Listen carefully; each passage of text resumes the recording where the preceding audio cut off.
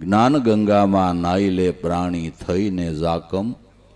જોળ વિવેક રૂપી વાળી લઈ અને નાઈ લે માથા બોર વિવેક દ્રષ્ટિથી સત્સંગ સાંભળવો તરબોળ થઈને સાંભળવો કેવી ભાવનાથી સાંભળવો કે અષ્ટાવક્ર એટલે જનકના ગુરુ રાજા જનક વિદેહી કહેવાતા જેના ગુરુ અષ્ટાવક્ર અષ્ટાવક્ર કથા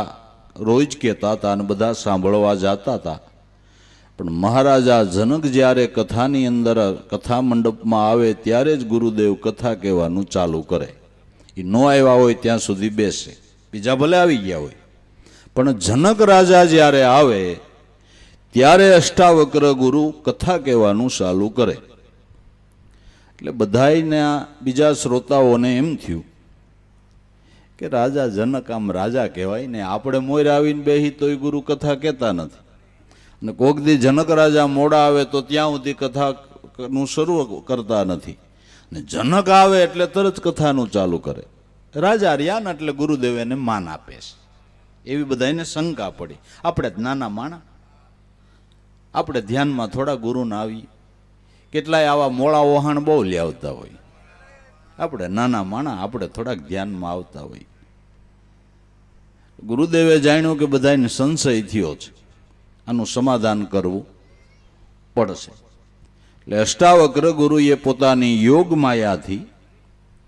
જનકની મિથિલા નગરીથી આઘે પરણકુટી હતી અષ્ટાવક્રની ત્યાં કથા સાંભળવા બધા જતા હતા ગુરુએ યોગ માયાથી એવું દ્રશ્ય ખડું કર્યું કે જનક રાજાની મિથિલા નગરી જાણે ભડકે બળતી હોય હળગી હોય એટલે ચાલુ કથા હતી આમ ને ગુરુ મહારાજે કીધું કે હે જાજા જનક જોતો ખરો તારી મિથિલા નગરી ભડકે બળે છે સળગે છે જનક રાજા થડકાય નહીં ને કાંઈ વિચાર હા હોય હોય ગુરુ મહારાજ કથા કયો એમાં મને બહુ મજા આવે છે હળગશે એ મારું નહીં મારું હોય છે હળગશે નહીં ગુરુ મહારાજ કથા કયો હળગે એ મારું નહીં મારું હોય છે એ હળગશે નહીં કથા કયો ગુરુ મહારાજ બીજા શિષ્યોએ જોયું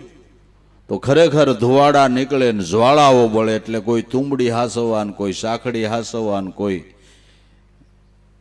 મની હાસવાન ધોડ્યા સમજ્યા નજીક ગયા તો એવું કાંઈ હતું નહીં આ તો યોગ માયાથી દ્રશ્ય ખડું કર્યું હતું એટલે દોડીને ગયા મિથિલા નગરી ને બધા પાછા આવ્યા કે ગુરુ મહારાજ અહીંથી એમ લાગે ખળગે છે પણ અહીંયા કાંઈ એવું છે નહીં એટલે ગુરુ મહારાજે કીધું તમારા બધાનું હળગતું તું જનકનું ન થળગતું તમે દોડ્યા તો તમે રોજ શંકા કરો છો કે જનક રાજા આવે તો ગુરુ મહારાજ કથા કે છે એની સાંભળવાની લગ્ની એવી છે એની સાંભળવાની લગ્ની એવી છે માટે એકાગ્ર ચિત્તથી મનની હાજરી રાખી અને સત્સંગ સાંભળવામાં આવે તો લાભદાયી થાય તો લાભદાયી થાય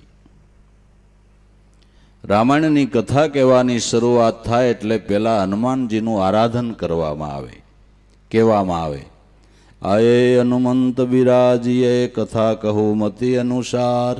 પ્રેમ સહિત ગાદી ધરો પધારો પવન કુમાર સિયાવર રામચંદ્ર કી જય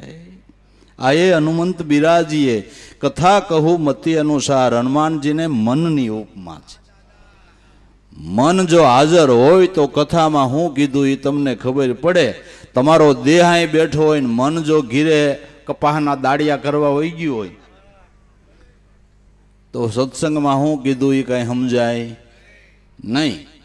પણ જો મનને આસન નાખીને બરાબર બેહારી દો આયે હનુમંત બિરાજીએ કથા કહું મતિ અનુસાર પ્રેમ સહિત ગાદી ધરું પ્રેમથી સાંભળવાનું છે પધારો પવન કુમાર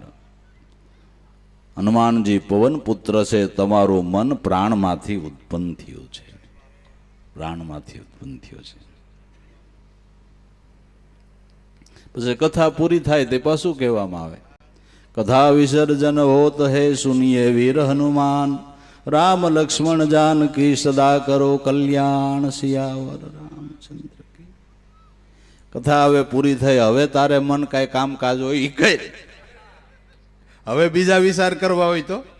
કઈ. હવે કથા પૂરી થઈ. હવે કથા પૂરી થઈ. તારે બીજા કાંઈ હવે કામકાજના વિચાર કરવા હોય તો કઈ. કથા ચાલુ હોય ત્યાં તારે સાંભળવાનું જ છે. ત્યાં સુધી સાંભળવાનું છે. અને એવા ભાવથી હનુમાનજીએ કથા સાંભળી તો ભગવાનની હાયરો હાયરીની પૂજા છે ભાઈ કે નથી? ભગવાનની હાયરો હાયરીની પૂજા છે ને? એટલે વ્યવહાર હાસવા સત્સંગમાં ન જાવું, જાવાને ખાતર ન જાવું, સમજી વિચારીને પોતાના કલ્યાણ માટે જાવું. એનું નામ નાઈ લે માથા